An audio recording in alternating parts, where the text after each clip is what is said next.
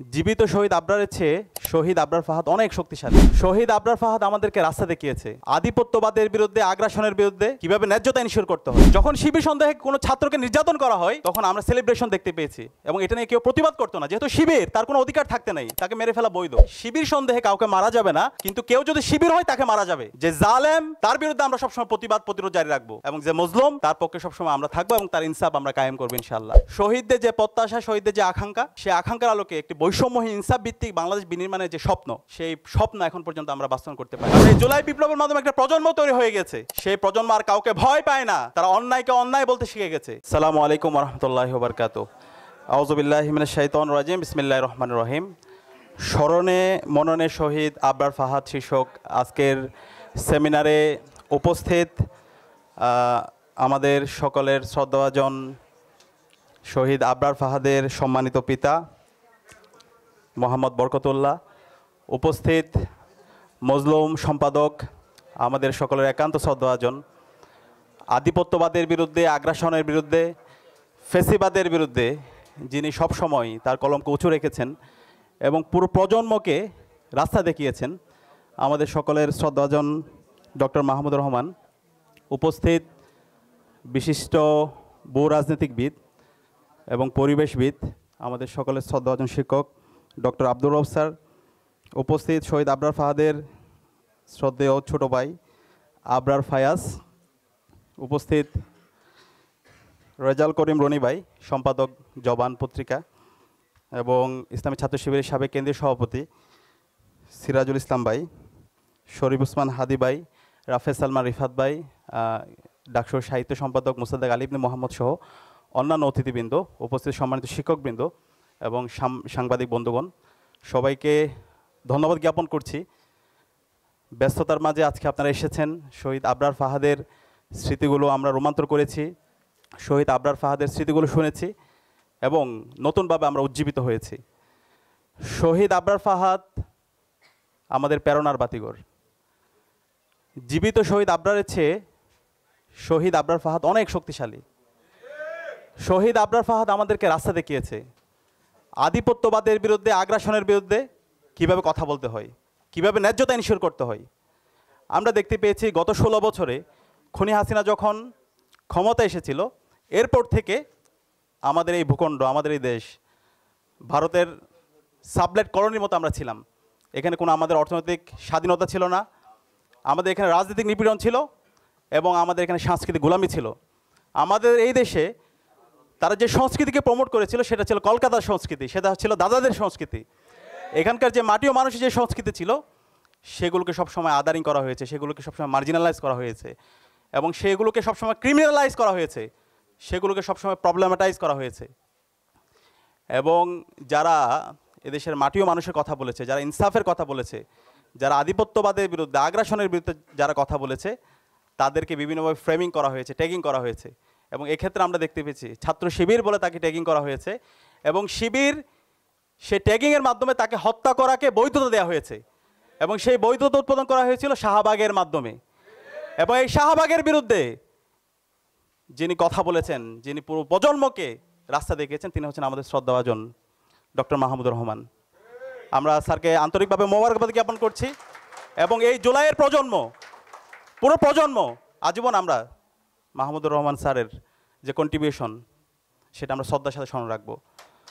এবং একই সাথে অসংখ্য মানুষ, এদেশের মুক্তিকামী ছাত্র জনতা, তারা সবসময় লড়াই করেছে। শহীদ আবরার ফাহাদ শাহাদাতের পূর্বে যদি আমরা একটু দেখি, প্রতিটি ক্যাম্পাসে ক্যাম্পাসে এবং সারা দেশে অসংখ্য নির্যাতন, নিপীড়ন হয়েছে। নিপীড়ন করার পরে আপনারা দেখতে পাবেন ক্যাম্পাসে যতগুলো নিউজ হয়েছে সে সময়, সেগুলোকে শিবির সন্দেহে এভাবে হচ্ছে ফ্রেমিং করা হয়েছে। যখন শিবির সন্দেহে কোনো ছাত্রকে নির্যাতন করা হয় তখন আমরা সেলিব্রেশন দেখতে পেয়েছি এবং পত্রিকা, মিডিয়া হাউস, এদেশের সিভিল সোসাইটি সবাই সেটার বৈধতা তারা দিত এবং এটা নিয়ে কেউ প্রতিবাদ করতো না, যেহেতু শিবির তার কোনো অধিকার থাকতে নেই, তাকে মেরে ফেলা বৈধ, তাকে মেরে ফেলা জায়েজ। আবরার ফাহাদ যখন শহীদ হলো, শাহাদাত পরবর্তী সারা দেশে আমরা প্রতিবাদ প্রতিরোধ দেখতে পেয়েছি এবং তখন আমরা একটা কনসেনসাস দেখতে পেলাম সবার মধ্যে, শিবির সন্দেহে কাউকে মারা যাবে না, কিন্তু কেউ যদি শিবির হয় তাকে মারা যাবে। কেউ যদি শিবির হয় যখন কোনো শিক্ষার্থী নির্যাতন হয় তখন এটা খোঁজা হয় সে কি শিবির, সে যদি শিবির হয় তাহলে প্রতিবাদ করা যাবে না, অথবা মিডিয়াগুলো ওইভাবে ফ্রেমিং করা হতো। আজকে জুলাই বিপ্লবের মাধ্যমে এদেশের সকল শিক্ষার্থীরা মুক্তি পেয়েছে এবং ইসলামী ছাত্র শিবিরও মুক্তি পেয়েছে। এই জুলাই বিপ্লব পরবর্তী আমরা বলতে চাই, এই স্বাধীন বাংলাদেশে কোনো পরিচয়ের কারণে কাউকে ফ্রেমিং করে কাউকে নির্যাতনের আমরা বৈধতা দিব না ইনশাআল্লাহ। এদেশের সকল মানুষের অধিকার, এদেশের সকল মানুষের যে ন্যায্যতা, সেটা আমরা এনশিওর করব। যে জালেম তার বিরুদ্ধে আমরা সবসময় প্রতিরোধ জারি রাখবো, এবং যে মজলুম তার পক্ষে সবসময় আমরা থাকবো এবং তার ইনসাফ আমরা কায়েম করবো ইনশাআল্লাহ। শহীদ আবরার ফাহাদ এই দেশের প্রজন্মকে, এই দেশের তরুণ প্রজন্মকে নতুনভাবে উজ্জীবিত করেছে।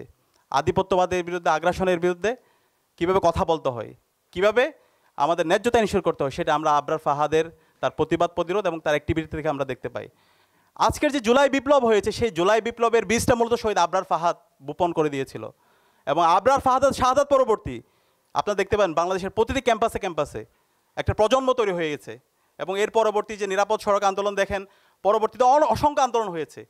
একটা প্রজন্মের মধ্যে একটা কনসেনসাস চলে আসছে এবং তার পূর্ণ বাস্তবায়ন আমরা জুলাই বিপ্লবে দেখতে পেয়েছি। এবং এই জুলাই বিপ্লবে যখন আমরা গিয়েছি, আমরা দেখি নাই এখানে কে বাম করে, কে ডান করে, কে মধ্যমপন্থী, কে ছাত্রদল, কে শিবির, কার পরিচয় কি। আমরা সবাই এক বিন্দুতে মিলিত হয়েছিলাম। আমরা সবাই মজলুম, আমরা জালেম হাসিনার বিরুদ্ধে লড়াই করেছি, আমরা ইনসাফের জন্য লড়াই করেছি। এবং একই সাথে এই বিপ্লবে আমরা সবাই প্রত্যেকের পরিচয় বলে গিয়ে আমরা কমন গোল নিয়ে আমরা লড়াই করেছি। এবং এই ক্ষেত্রে আমাদের প্রেরণার বাতি করছিল আমাদের শহীদ আবরার। এবং একই সাথে আমরা যদি দেখতে পাই যারা শহীদ হয়েছে, শহীদ আবু সাঈদ, শহীদ ওয়াসিম, শহীদ শান্ত, শহীদ আলী রায়হান, সকল শহীদদের আকাঙ্ক্ষা, সকল শহীদদের যে স্পিরিট, সেটা আবরার ফাহাদ যে চেতনা লালন করতো, যে আকাঙ্ক্ষা লালন করতো, সে একই আকাঙ্ক্ষা সবাই লালন করতো। আজকে জুলাই বিপ্লব হলো, জুলাই বিপ্লব পরবর্তী 1 বছর পার হলো। শহীদদের যে প্রত্যাশা, শহীদদের যে আকাঙ্ক্ষা, সে আকাঙ্ক্ষার আলোকে একটি বৈষম্যহীন ইনসাফ ভিত্তিক বাংলাদেশ বিনির্মাণের যে স্বপ্ন, সেই স্বপ্ন এখন পর্যন্ত আমরা বাস্তবায়ন করতে পারি নাই। আমরা সবাইকে অনুরোধ করব, একটা জাতি আর কত রক্ত দিবে? 54 বছরে তো আমরা কম রক্ত দিইনি। জুলাই বিপ্লবে এত রক্ত দেওয়ার পরও, 2000 ভাই বোনের শাহাদাতের পরও, 40,000 ভাই বোনের পঙ্গু হওয়ার পরও আমরা যদি আমাদের এই বাংলাদেশটাকে একটা ন্যাশন করতে না পারি, একটা জাতীয় ঐক্যমতে আসতে না পারি, তাহলে আমরা কখন পারবো? আমি সবাইকে অনুরোধ করব, ডাকসুর পক্ষ থেকে আমি সারা বাংলাদেশের সকল মুক্তিকামী শিক্ষার্থী, ছাত্র জনতাকে, সকল রাজনৈতিক দল, ছাত্র সংগঠন, সকল মানবাধিকার কর্মী, অ্যাক্টিভিস্ট, সবাইকে আমি অনুরোধ করব এখনই সময় আমাদের জাতীয় ঐক্যমতে আসার। আমাদের ফরেন পলিসি কী হবে সেটা আমাদের এখন একসাথে ঠিক করতে হবে। আমাদের রাজনৈতিক যে প্রতিষ্ঠানগুলো আছে, সে প্রতিষ্ঠানগুলোকে শক্তিশালী করার জন্য আমাদেরকে ঐক্যমত হইতে হবে। এরপরে আমার রাজনৈতিক আদর্শ থাকবে, আমার রাজনৈতিক ভিন্নতা থাকবে, আমাদের মধ্যে ডিবেট হবে, কিন্তু ন্যাশন প্রশ্নে আমরা যেন সবাই এক থাকি, বাংলাদেশ প্রশ্নে যেন আমরা এক থাকি, আমাদের ফরেন পলিসির জায়গায় যেন আমরা এক থাকি, ভারত প্রশ্নে যেন আমরা সবাই এক থাকি। এবং একই সাথে বাংলাদেশের সকল শিক্ষা প্রতিষ্ঠানে শিক্ষার পরিবেশ নিশ্চিত করার প্রশ্নে আমরা যেন এক থাকি। এভাবে যদি আমরা ঐক্যবদ্ধ হতে পারি, তাহলে বাংলাদেশ আর কখনো পথ হারাবে না। আমি অনুরোধ করব, এখনো সময় আছে, আমরা সবাই ঐক্যমত্যের ভিত্তিতে আমাদের এই বাংলাদেশটাকে একটা পূর্ণাঙ্গ ন্যাশন হিসাবে আমরা বিনির্মাণ করি। আর এটা করতে যদি ব্যর্থ হই, বাংলাদেশে যে রাজনৈতিক দল আছে, ছাত্র সংগঠনগুলো আছে, আমরা নিজেদের ক্ষতি করছি।